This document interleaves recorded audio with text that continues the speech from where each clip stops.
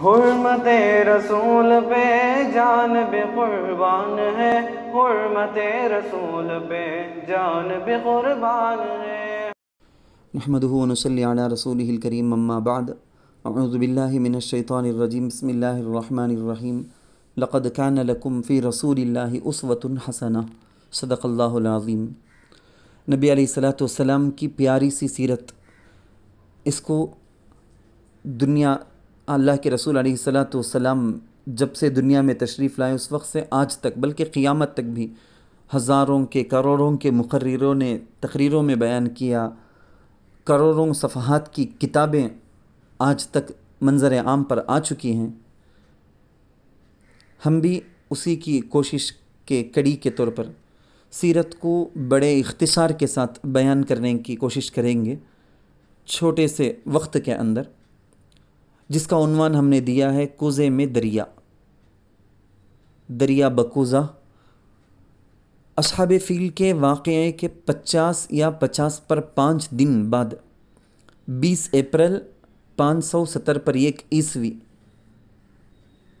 ربیع الاول کی 9 تاریخ بہار کے موسم میں پیر کے دن صبح 4:20 پر قبیلہ قریش کے ہاشمی خاندان میں سردار انبیاء محبوب رب العالمین ہمارے پیارے نبی حضرت محمد بن عبداللہ بن عبد المطلب پیدا ہوئے۔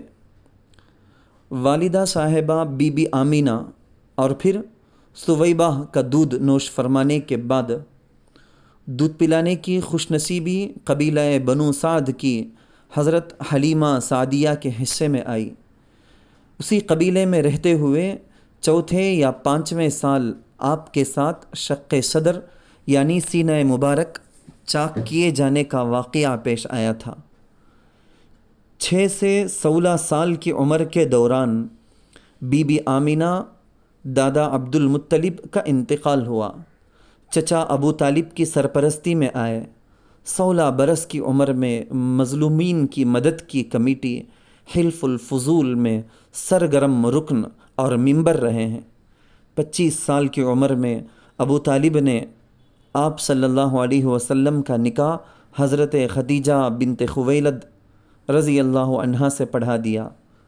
35 پر 5 سال کی عمر میں تمام سرداروں کی شرکت کے ساتھ حجر اسود کو اپنے مقام پر جو رکھوایا، اس سے بڑی جنگ اور لڑائی آتے آتے بچ گئی۔ جب حضور علیہ السلام کی عمر 40 سال 6 مہینہ 12 دن کی ہوئی تو رمضان کے 20 پر 21 رمضان المبارک پیر کے دن حضرت جبرائیل علیہ السلام غار حرا میں پہلی وحی لے کر آئے۔ نبوت مل کر 10 سالوں میں بڑی آزمائشوں کا سامنا کرنا پڑا کہ حضور علیہ السلام کے قتل کے تک منصوبے، بڑی سخت تکلیفیں اور دھمکیاں، ساری چیزیں۔ 40 پر 7 سال کی عمر میں شیعب ابی طالب میں قید و بند ہو جانا، پھر چچا ابو طالب اور حضرت خدیجہ رضی اللہ عنہا کا پے در پہ انتقال ہو جانا۔ اسی دوران حضرت سودا بنت زمعہ حضرت سودا رضی اللہ عنہا سے نکاح کا ہونا، پھر طائف کا یادگار سفر کا ہونا۔ نبوت کے 11ویں سال سے 13ویں سال کے دوران جو اہم باتیں پیش آئی تھی وہ یہ تھی کہ مدینہ منورہ کے 6 خوش نصیب افراد کا اسلام قبول کرنا۔ حضرت ام المؤمنین عائشہ صدیقہ رضی اللہ عنہا سے نکاح، شق صدر کا یعنی سینہ مبارک چاک کیے جانے کا دوسرا واقعہ، پھر معراج کا واقعہ، پھر قریش مکہ کا آپ صلی اللہ علیہ وسلم کے قتل پر اجتماعی منصوبہ پلاننگ تیار کر لینا۔ 20 پر 7 صفر کے مہینے میں سپٹمبر کی 13 تاریخ 620 پر 2 عیسوی کو آپ صلی اللہ علیہ وسلم کا مکۃ المکرمہ سے مدینہ منورہ کی طرف ہجرت کر کے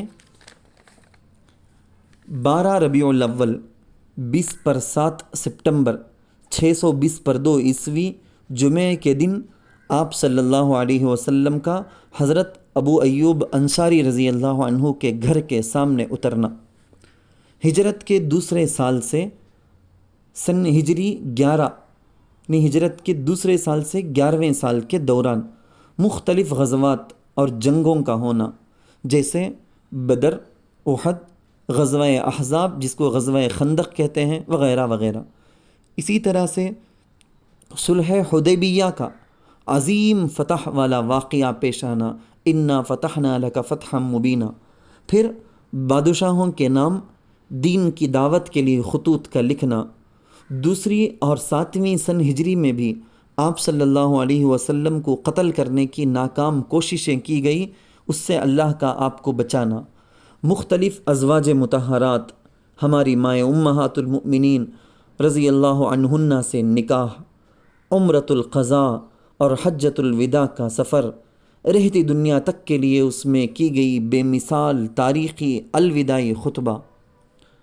بالآخر 20/9 سفر المظفر کے 20/9 تاریخ پر مرض الوفات کا آغاز ہونا، پھر ربیع الاول کی 12 تاریخ 12 ربیع الاول پیر کے دن چاشت کے وقت 60/3 سال 4 دن کی عمر میں رفیق اعلیٰ رب العالمین سے ملنے کے لیے چلے جانا۔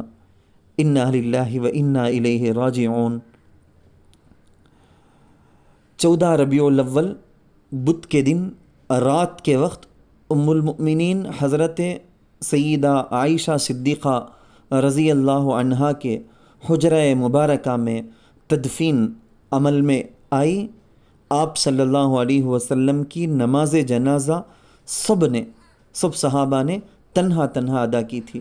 صلی اللہ علی النبی الامی وعلی آلہ وسلم، صلی اللہ علیہ وسلم، اللہم صلی علی محمد النبی الامی وعلی آلہ وسلم تسلیما۔